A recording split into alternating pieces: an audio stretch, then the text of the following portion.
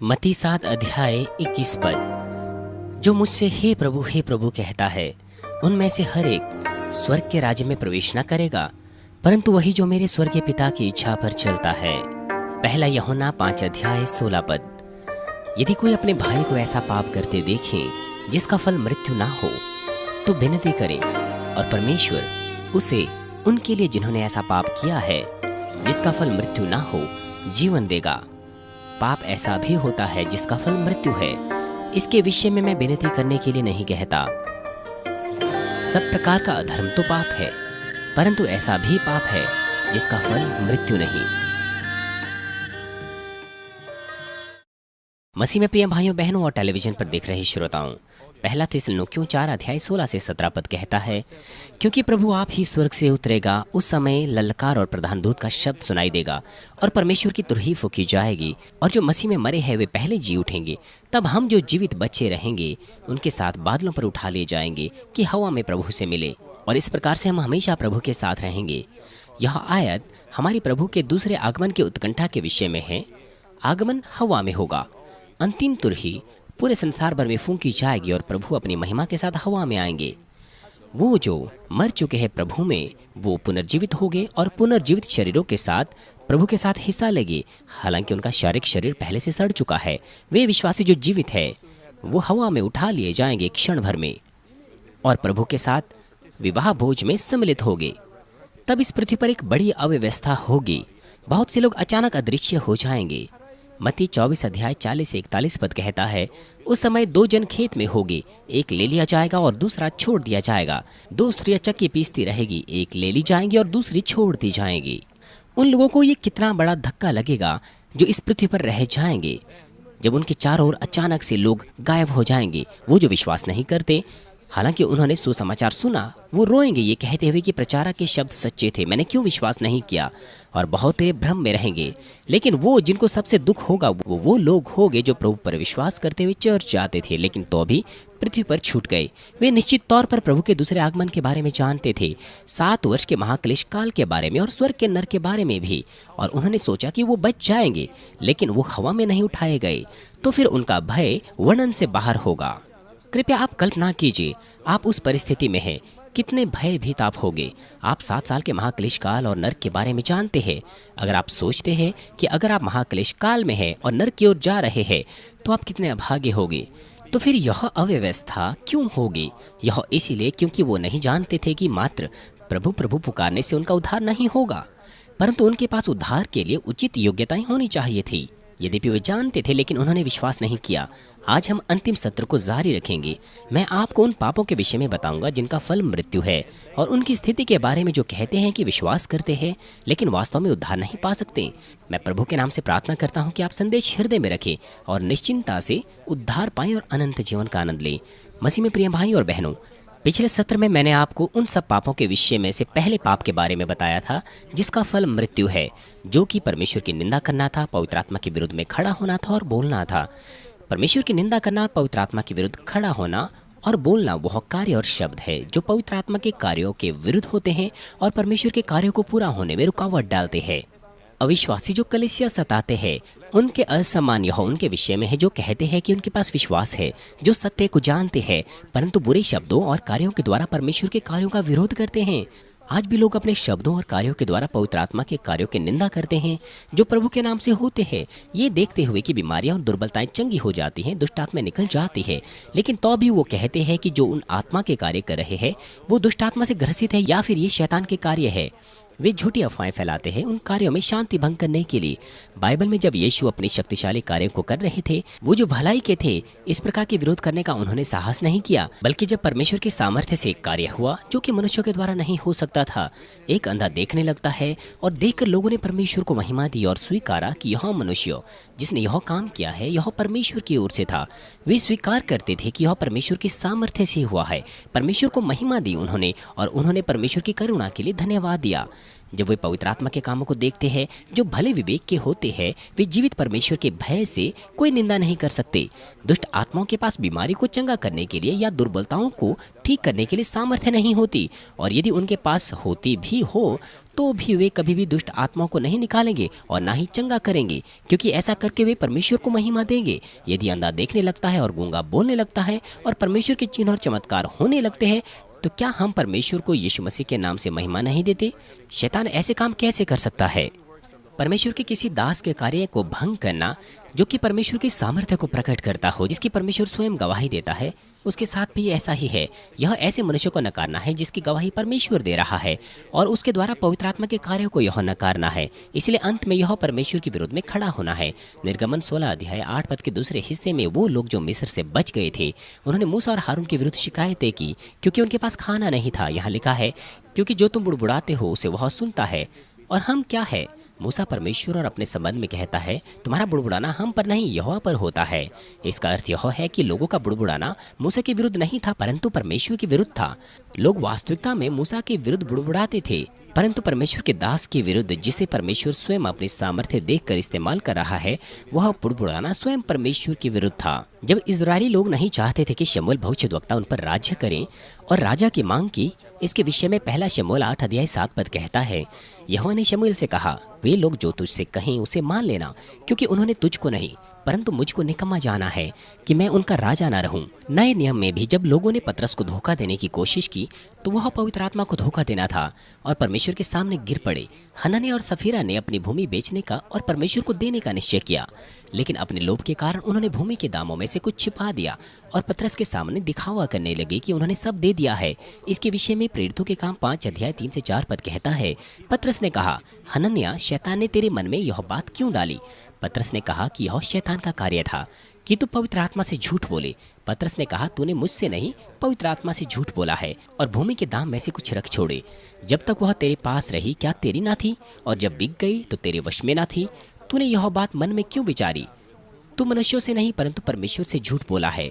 हनन्याह पतरस के पास गिर गया, लेकिन यह पवित्र आत्मा और स्वयं परमेश्वर को धोखा देना था। यह सुनकर हनन्याह और सफीरा गिर पड़े और मर गए। सफीरा भी गिर गई और मर गई। क्यों बाइबल में इसका विवरण पाया जाता है? यह हमें बताता है कि परमेश्वर के दास को धोखा देना, जिसके साथ परमेश्वर रहता है, पवित्र आत्मा को धोखा देना है और परमेश्वर से झूठ बोलना है। जो ऐसा करते हैं उनका उद्धार नहीं हो सकता। किंग जेम्स वर्जन कहता है, उन्होंने अपना दम तोड़ दिया, जिसका अर्थ यह है कि उनका उद्धार नहीं हुआ। यदि वे अपनी आत्मा छोड़ देते तो उनका उद्धार हो चुका होता।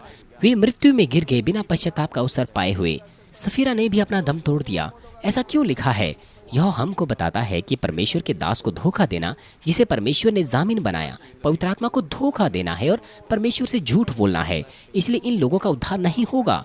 दम तोड़ने का अर्थ है उनका उद्धार नहीं हुआ, जबकि आत्मा देने का अर्थ है उनका उद्धार हो गया। मैं प्रभु के नाम से आपसे अनुरोध करता हूं कि आप ये शब्द याद रखें, इसलिए कि आप कभी भी परमेश्वर की निंदा ना करें, ना परमेश्वर के विरोध में बोलें या कार्य करें। आपकी जानकारी के लिए कुछ घटनाओं में लोग दुष्ट आत्माओं को अपने अंदर ले आते हैं और फिर उन्हें बाहर निकाल देते हैं। यह पवित्र आत्मा के द्वारा किया गया काम नहीं है। कुछ लोग कहते हैं कि सब कुछ दुष्ट आत्मा के कार्य होते हैं। उदाहरण के लिए, किसी के सिर में दर्द है तो वो कहते हैं कि तुम्हारे सिर पर दुष्ट आत्मा का अधिकार है। यदि वह बीमार व्यक्ति इसे सत्य मानकर स्वीकार कर ले, इस प्रकार से यदि असल में वह इसे मान ले कि यह दुष्ट आत्मा का कार्य है, तो वास्तविकता में दुष्ट आत्मा उस व्यक्ति में प्रवेश कर सकता है। आत्मिक क्षेत्र के नियम के अनुसार जैसा आप कहते हैं वैसा हो जाता है, परंतु क्योंकि यह वो मामला नहीं है जहाँ पर वह व्यक्ति पूरी तरह से दुष्ट आत्मा से ग्रसित है, इसलिए वो जल्दी ही दुष्ट आत्मा को निकाल सकते हैं। इसलिए कुछ लोग अनुभव करते हैं कि दुष्ट आत्मा निरंतर आती जाती रहती है। यह मात्र दुष्ट आत्मा को स्वीकारना और निकालना है। यह कोई पवित्र आत्मा का कार्य नहीं है। परमेश्वर की संतान होने की दशा में जिनको विश्वास है, दुष्ट आत्माएं उनमें आसानी से नहीं आ सकती। केवल जब आप अपना हृदय और विचारों को उनके पास सौंप देते हैं तो वो आपके हृदय और विचारों को अधिकार में कर सकते हैं। विचारों को अधिकार में कर लेने के द्वारा शैतान के कार्य हो सकते हैं, और अगर आप अपना हृदय भी सौंप दें तो दुष्ट आत्मा आपके हृदय में आकर रहने लग सकता है। यह वह स्थिति है जब आप दुष्ट आत्मा से ग्रसित हो जाते हैं, क्योंकि विश्वासियों का हृदय वह मंदिर है जहाँ पवित्र आत्मा निवास करता है। इसलिए दुष्ट आत्मा अपने इच्छा अनुसार आप में प्रवेश नहीं कर सकती। यदि आप अपने होठों से शैतान को स्वीकारते हैं और अंदर बुलाते हैं, यह परमेश्वर की दृष्टि में उचित नहीं है। कुछ लोग जब दुष्ट आत्माओं को निकालने के लिए दुष्ट आत्मा से ग्रसित व्यक्ति से दुष्ट आत्माएं निकालने का प्रयत्न करते हैं तो वो उस व्यक्ति को बुरे शब्द कहते हैं या मारते हैं। यह भी सत्य के अनुसार नहीं है और ना ही यह पवित्र आत्मा का कार्य है। यदि भी कोई दुष्ट आत्मा के कब्जे में है, हमें उस व्यक्ति के साथ दया से व्यवहार करना चाहिए। हम पवित्र आत्मा की सामर्थ्य से दुष्ट आत्मा को निकाल सकते हैं। हम मात्र शब्द से आदेश दे सकते हैं, ना कि शाप देकर या उस मनुष्य को मारकर। हमारे प्रभु परमेश्वर सेनाओं के यहोवा ने स्वर्ग और पृथ्वी को अपने शब्द से बनाया। हमें भी शब्द से आदेश देने चाहिए। हमारे प्रभु ने कैसे दुष्ट आत्माओं को निकाला? उसने आज्ञा दी, तुम गंदी दुष्ट आत्माओं निकल जाओ। उसने गंदी दुष्ट आत्माएं कहा, क्योंकि दुष्ट आत्माएं गंदे स्थानों में रहती है। वे लोगों में तब जाती है जब उनका हृदय गंदा होता है। इसलिए उसने केवल आदेश दिया कि तुम गंदी दुष्ट आत्माओं चले जाओ। उसने कोई बुरे शब्द या कोई चीज़ नहीं कही। हम केवल शब्द से आदेश दे सकते हैं। ऐसा ही चंगाई करने में भी है। हम केवल बीमार व्यक्ति को चंगाई के लिए आदेश दे सकते हैं, क्योंकि दुष्ट आत्माएं गंदी होती हैं। इसलिए कभी कभी यीशु कहते थे, तुम गंदी दुष्ट आत्माओं, जब वह उन्हें बाहर निकालते थे। किंतु यीशु जो पवित्र है, उसने उस व्यक्ति के विरोध में कोई बुरे शब्द नहीं कहे, जबकि आप उस व्यक्ति को मारते हो जो दुष्ट आत्मा के वश में होता है। दुष्ट आत्मा जो कि आत्मिक जीव है, वे कभी भी किसी दर्द को महसूस नहीं करेंगे या ना ही डर के कारण निकल जाएंगे। कोरिया में इस प्रकार के बहुत से लोग हैं। वे दुष्ट आत्मा के वश में व्यक्ति से दुष्ट आत्मा को बाहर निकालने के लिए अपनी उंगलियों को उसकी आंखों में गाड़ते हैं। यदि आपके पास दुष्ट आत्मा को निकालने का अधिकार हो तो वे केवल यीशु मसीह के नाम से आदेश मात्र डर कर चले जाएंगे। मैं आशा करता हूँ कि आप इन चीज़ों को पहचानेंगे और किसी विषय में धोखा नहीं खाएंगे। कुछ विषय में दुष्ट आत्माएं नहीं निकलती, जबकि आप उन्हें निकालते भी हैं। बिल्कुल हाँ, सभी दुष्ट आत्माएं नहीं निकलती। ये किस प्रकार का मामला है, मैं पहले से ही आपको दुष्टात्मा के संसार के संदेशों की श्रृंखला में बता चुका हूँ। जब लोग पवित्र आत्मा की निंदा करते हैं और उसके विरोध में खड़े होते हैं, तो दुष्ट आत्मा उनमें जब आता है तो वह नहीं निकलता, यद्यपि आप यीशु मसीह के नाम से आज्ञा भी दें। जब दुष्ट आत्मा उनके हृदयों में चला जाता है, जो प्रभु को फिर से क्रूस पर चढ़ाते हैं या फिर जो इच्छा से मृत्यु की ओर ले जाने वाले पाप करते हैं, तो दुष्ट आत्माएं उनसे नहीं निकलती। क्यों है ऐसा? यह इसलिए क्योंकि वे परमेश्वर की संतान नहीं हैं। वे ज्योति की संतान नहीं वरन शैतान की संतान है, इसलिए दुष्ट आत्मा उनसे नहीं निकलता। यद्यपि आप यीशु मसीह के नाम से आज्ञा भी दें, यह आत्मिक क्षेत्र का नियम है। तब आपको क्या करना चाहिए ऐसी हालत में? इस हालत में वो व्यक्ति जो दुष्ट आत्मा से ग्रसित है, वो होश में नहीं होता, परंतु कभी कभार वो अपने होश में होता है। उसको पूरी तरह से पश्चाताप करना चाहिए और उसके परिवार वालों को भी पश्चाताप करना चाहिए, उपवास करना चाहिए और उसके लिए सच्चे प्रेम से प्रार्थना करनी चाहिए। पूर्ण पश्चाताप करने के बाद जब वो एक शक्तिशाली व्यक्ति से प्रार्थना प्राप्त करता है, तो दुष्ट आत्माएं निकलेगी। बिना पश्चाताप के वे नहीं निकलेगी। मसीह में प्रिय भाई और बहनों, दूसरा दृश्य उन पापों के विषय में जो मृत्यु की ओर ले जाते हैं, वह परमेश्वर के पुत्र को फिर से क्रूस पर चढ़ाना है। इब्रानियों 6:4-6 पद कहता है, क्योंकि जिन्होंने एक बार ज्योति पाई और जो स्वर्गीय वरदानों का स्वाद चख चुके हैं और पवित्र आत्मा के भागीदार हो गए हैं और परमेश्वर के उत्तम वचनों का स्वाद चख चुके हैं, यदि वे भटक जाएं तो उनके मन को फिराव के लिए फिर नया बनाना अनहोना है, क्योंकि वे परमेश्वर के पुत्र को अपने लिए फिर से क्रूस पर चढ़ाते और प्रकट में उस पर कलंक लगाते हैं। यह वह मामला है जहाँ पर व्यक्ति ने पवित्र आत्मा पाया है और जानता है कि स्वर्ग और नरक है और सत्य के वचन पर विश्वास किया है, लेकिन संसार की अभिलाषा में पड़कर परमेश्वर पर कलंक लगाता है, यीशु को फिर से क्रूस पर चढ़ाता है। लेकिन कुछ मामलों में यदि कोई चर्च जाकर सुसमाचार सुनता है और उसके पास ज्ञान के तौर पर विश्वास है और वह फिर से संसार में चला जाता है, तो शायद उद्धार पाने का उसके पास दूसरा मौका है। इसलिए कुछ लोग केवल ज्ञान के विश्वास से चर्च को छोड़कर चले जाते हैं और फिर वापस आते हैं। लेकिन यदि लोगों ने पवित्र आत्मा के कार्य को प्राप्त किया है और फिर वापस संसार में चले जाएं, तो वे शैतान के कार्यों को और भी अधिकता से प्राप्त करते हैं। वे अविश्वासियों से अधिक बुराई को निकालते हैं। जो अनुग्रह पहले उन्हें मिला था, वे उसे नकारते हैं, यहाँ तक कि चर्च और सदस्यों को सताते हैं। और जो इस प्रकार से प्रभु को कलंकित करते हैं, वे पश्चाताप की आत्मा नहीं प्राप्त करते, क्योंकि उन्हें क्षमा नहीं किया जा सकता। अंत में मृत्यु में ही उनका पतन हो जाता है। यहूदा इस्करियोती के साथ भी ऐसा ही था, जो यीशु के शिष्यों में से एक था। उसने यीशु को उद्धारकर्ता ग्रहण किया और 12 शिष्यों में से एक चुना गया। वह यीशु की ओर से उसकी सेवकाई का एक गवाह था। वह लाजर को जीवित करने में, जो कि 4 दिन से मरा हुआ था, आंधी तूफान को शांत करने में, अंधे की आंखें खोलने और बहरे के कान खोलने में यीशु का गवाह था। लेकिन अंत में उसने अपने स्वामी के साथ विश्वासघात किया, यीशु को 30 चांदी के सिक्कों में बेच दिया। यीशु की गिरफ्तार होने के बाद यहूदा के विवेक में आत्मा गलीन हुई और उसने पश्चाताप करने की कोशिश की, किंतु उसे पश्चाताप की आत्मा प्राप्त नहीं हो सकी। चाहे उसके हृदय में कितना ही दर्द क्यों ना हो, परमेश्वर ने उसके पश्चाताप को ग्रहण नहीं किया और अंत में वह उस दर्द को सहन नहीं कर सका और उसने आत्महत्या कर ली। और अंत में पाप जो मृत्यु की ओर ले जाता है, वो तब होता है जब लोग जानबूझकर सत्य का ज्ञान प्राप्त करने के बावजूद पाप करते हैं। इब्रानियों 10:26-27 पद कहता है, क्योंकि सच्चाई की पहचान प्राप्त करने के बाद यदि हम जानबूझकर पाप करते रहें तो कोई बलिदान बाकी नहीं, हाँ दंड का एक भयानक बाट जो होना और आग की ज्वलन बाकी है, जो विरोधियों को भस्म कर देगा। यह विशेषकर उनके विषय में है जो सत्य को जानते हैं और विश्वास का दावा करते हैं, किंतु जानबूझकर उन कार्य को करते हैं जिसे परमेश्वर नकारता है। इस प्रकार के लोगों के लिए दूसरा पत्रस 2:21-22 पद कहता है, क्योंकि धर्म के मार्ग को ना जाना उनके लिए भला होता कि उसे जानकर इस पवित्र आज्ञा से फिर जाते जो उन्हें सौंपी गई थी। उनके लिए यह कहावत ठीक बैठती है कि कुत्ता अपनी छांट की ओर और नहलाई हुई सूअर ने कीचड़ की ओर लौटने के लिए फिर चले जाते हैं।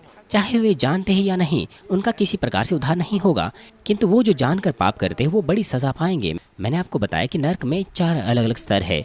तुलनात्मक तौर पर उसमें भारी सजाएं भी हैं, हल्की सजाएं भी है। जो जानबूझकर पाप करते हैं वे गहरे नर्क में गिराए जाएंगे, और जो बिना जाने पाप करते हैं वे नर्क के पहले स्तर में जाएंगे। इसलिए यह ज्यादा बेहतर होता है कि वे जानते ही नहीं। इसका अर्थ यह नहीं कि उनका उद्धार हो जाएगा, क्योंकि वे नहीं जानते थे। उन पर यह कहावत ठीक बैठती है कि कुत्ता अपने छांट की ओर और नहलाई हुई सूअरनी कीचड़ की ओर लौटने के लिए फिर चले जाते हैं। परमेश्वर ने उनकी तुलना कुत्ते और सूअरनियों से की है, क्योंकि वे लगातार पाप करते जाते हैं, बार बार माफी मांगते हैं। अपनी इच्छा से लगातार पाप करते जाना यह है, जबकि आप जानते हैं कि आपने पाप किया है, उसका पश्चाताप किया है, लेकिन आप फिर से वही पाप बार बार दोहराते हैं। हमारे प्रभु ने कहा, ऐसे लोग कुत्ते और सूअरनियों के समान हैं। और कैसे कुत्तों और सूअरनियों का उद्धार हो सकता है, और वे कैसे स्वर्ग के राज्य में प्रवेश कर सकते हैं? दाऊद इस्राएलियों के राजा ने एक बार लुभावे में आकर हत्या का एक बड़ा पाप किया, लेकिन जब एक भविष्यद्वक्ता आया और जब उसने उसके पापों को दर्शाया तो उसने तुरंत पश्चाताप किया और अपना मन फिरा दिया। उसने एक निर्दोष व्यक्ति की हत्या की योजना बनाई, लेकिन उसने तुरंत पश्चाताप किया। जब एक भविष्यद्वक्ता ने उसके पापों को दर्शाया, उसने न केवल पूर्णतः पश्चाताप किया, वरन उसके पाप की वजह से जो परीक्षा उसके ऊपर आई थी उसने उसे नम्र हृदय से पार किया। इसलिए वह अपने हृदय से पापमय स्वभाव को निकाल सका और अपने हृदय को बदल सका। परमेश्वर के सामने एक संपूर्ण व्यक्ति बन पाया। इस परीक्षा के द्वारा दाऊद और भी अधिक पवित्र हो गया। इसीलिए उस व्यक्ति को भी उसने नहीं मारा जिसने उसे श्राप दिया, जबकि उसके लोग उस व्यक्ति को मार डालना चाहते थे, लेकिन दाऊद ने उन्हें रोका।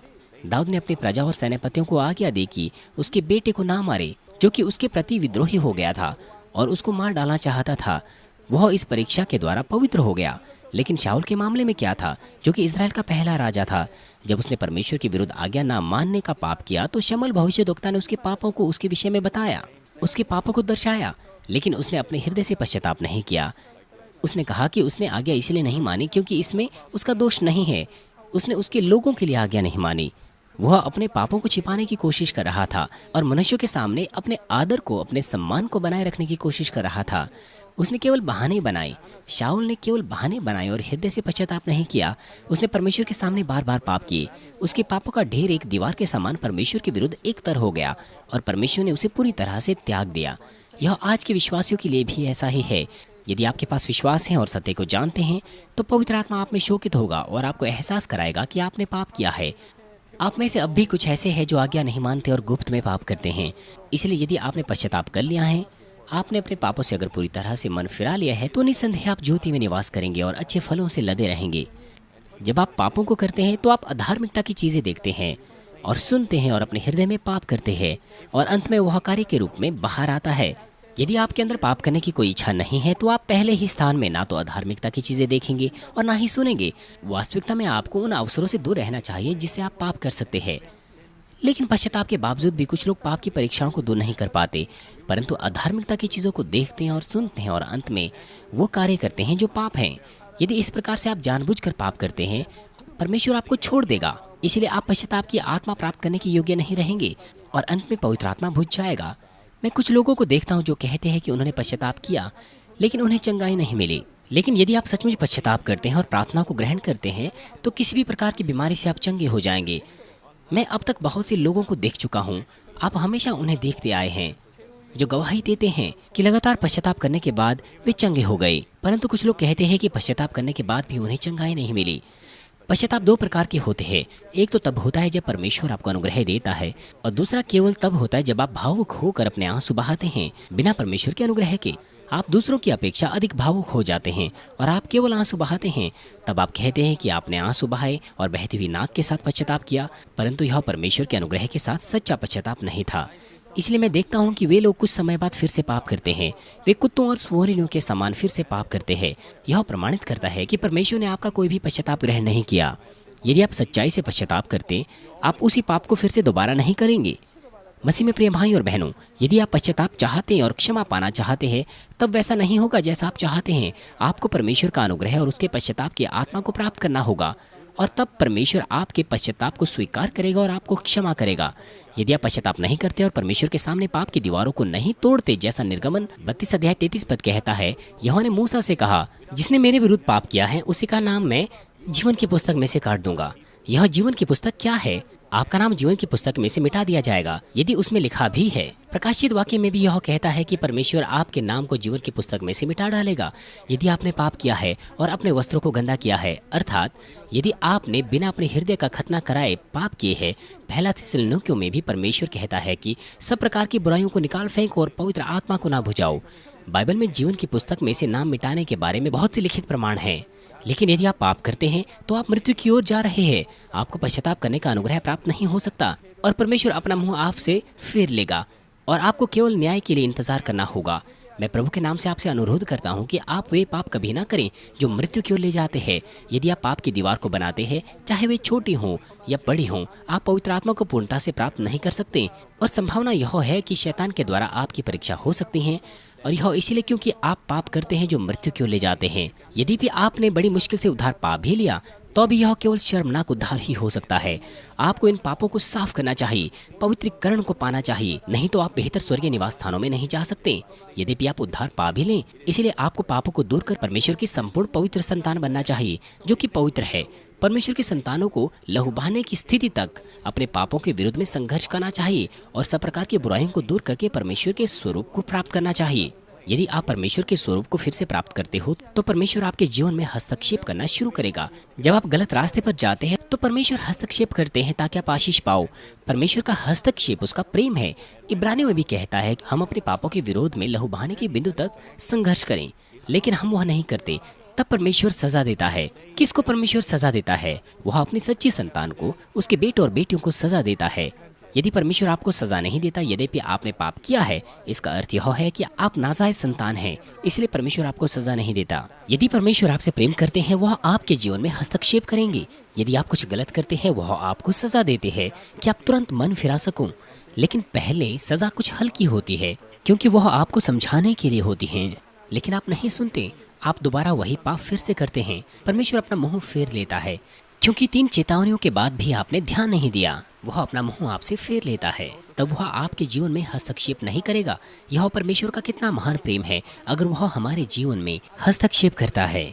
आइए मैं इस संदेश का निष्कर्ष आपको दूंगा। प्रिय श्रोताओं, हमारे चर्च के आरंभ में सुबह की प्रार्थना सभा में परमेश्वर ने मुझे पहले से ही बता दिया था कि कोई विशेष व्यक्ति गिर जाएगा। उस वक्त वह व्यक्ति विश्वास का अच्छा जीवन जी रहा था, उचित शब्द को मानता था और शुक्रवार की रात्रि सभाओं में आता था, लेकिन परमेश्वर ने मुझे बताया कि वह परखा जाएगा कि वह विश्राम दिन को पवित्र न मान सके, और जल्द ही उसने चर्च आना छोड़ दिया। जब हमारे चर्च के सदस्य उसके घर गए तो उसने बताया कि उसने किसी और पास्टर का वचन सुना, जहाँ पर उसने सुना कि रविवार को वह दुकान खोलना कोई पाप नहीं है, वह ठीक है।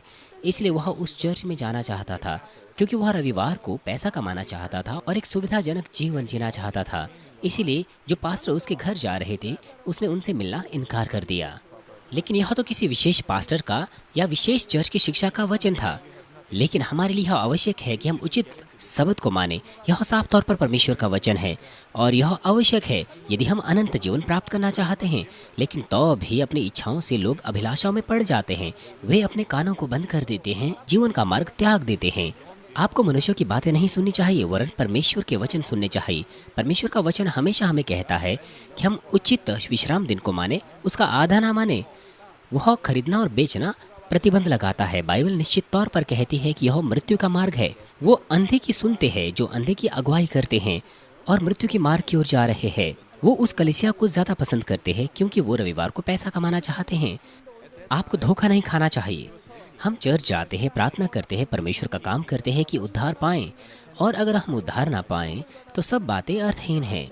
यदि मैं पाप के बारे में प्रचार ना करूं, केवल कहूं कि आशीष पाइए, तो फिर मेरे लिए भी आसान है। लेकिन अगर मैं ऐसा करूं तो ज़्यादातर आप में से संसारिक लोगों के समान होगे और आप में से ज़्यादातर उद्धार नहीं पाएंगे जब प्रभु वापस आते हैं। यदि मैं आपको सिखाऊं कि आप विश्राम दिन को जैसा चाहे वैसा मान सकते हैं और एक आरामदायक जीवन जी सकते हैं, तो इस कलीसिया में असंख्य सदस्य होंगे, क्योंकि हमारे पास यहाँ पर परमेश्वर के बहुत चिन्ह चमत्कार होते हैं। इसीलिए कोई भी इस कलीसिया को छोड़कर नहीं जाएगा। जब वो चर्च में आते हैं तो हमारे पास बहुत से सदस्य होंगे, लेकिन क्योंकि मैं आपको सिखाता हूँ कि आप ज्योति में और वचन के अनुसार जीवन बिताएं, तो बहुतों को मुश्किल लगता है और चर्च छोड़कर चले जाते हैं। और ज़्यादातर परमेश्वर के जीवित प्रमाण और कार्य इस कलीसिया में फिर और अधिक नहीं होंगे। परमेश्वर के सामर्थ्य कार्य इस कलीसिया में हो रहे हैं। वो प्रमाण है कि परमेश्वर दोनों दास से जो सत्य का प्रकाशन करता है और कलीसिया जो सत्य का अभ्यास करती है प्रसन्न है। लेकिन अगर मैं सही से सत्य को ना सिखाऊं, एक अंधा मनुष्य बनूं जो दूसरे अंधों की अगुवाई कर रहा है, परमेश्वर अपनी शक्तिशाली कार्य फिर नहीं करेगा। मसीह में प्रिय भाई और बहनों, हमारे प्रभु ने क्रूस पर अपने आप को हमारे लिए बलिदान कर दिया कि हम पापों से क्षमा पाएं। लेकिन इसका अर्थ यह नहीं कि मैंने आपके पापों का दाम चुकाया है। हमारे प्रभु गंभीरता पूर्वक हमसे निवेदन करते हैं कि हम गंदे पापों को दूर करें। पुराने और नए नियम में दोनों हमारे प्रभु, शिष्य, प्रेरित पौलुस, स्तिफनुस और दूसरे परमेश्वर के बहुत से लोग थे जिन्होंने पापों को दूर करने के विषय में हमें सिखाया है। बिल्कुल हाँ, हमें पापों को दूर करना चाहिए। हमें बुराई में जीवन नहीं जीना चाहिए। इसलिए यदि हम परमेश्वर की इस सच्चाई को जाने और उसके प्रेम को अगर हम जानते हैं और विश्वास करते हैं, तो प्रकट है कि हम पवित्र जीवन जिएंगे और हमारा पापों से कोई लेना देना नहीं होगा। मैं आशा करता हूँ कि आप विश्वास में परमेश्वर के साथ मिले रहें और पूरी तरह से ज्योति में जीवन निवास करें। इसीलिए मैं प्रभु के नाम से प्रार्थना करता हूँ कि आप दुल्हन के समान अपनी तैयारी समाप्त करें और पवित्र आत्मा की भरपूरी के अपने तेल को तैयार करें। इस प्रकार से आप आनंद के साथ अपने दूल्हे का स्वागत करने के योग्य होने पाएं। आमीन।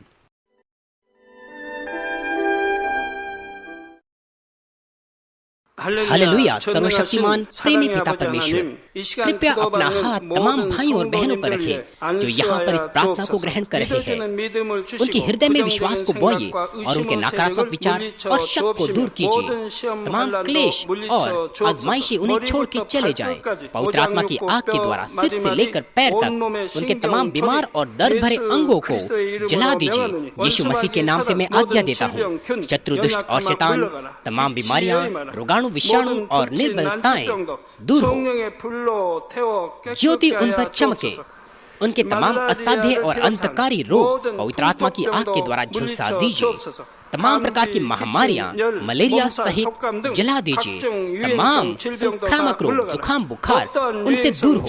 पिता, उन्हें तमाम प्रकार के रोगाणुओं और विषाणुओं से सुरक्षा दीजिए। उन्हें तमाम प्रकार के कैंसर, पेट के कैंसर, फेफड़े के कैंसर, जिगर के कैंसर, छाती के कैंसर, गर्भ के कैंसर और आंतों के कैंसर से चंगा कीजिए। और तमाम दूसरी बीमारियां जैसे कि एड्स, ल्यूकेमिया, दिमागी रक्तघात, उच्च रक्तचाप, धीमा रक्तचाप, हृदय के रोग, फेफड़े के रोग, स्त्री रोग, थायराइड के रोग और तमाम सूजन और जलन दूर हो।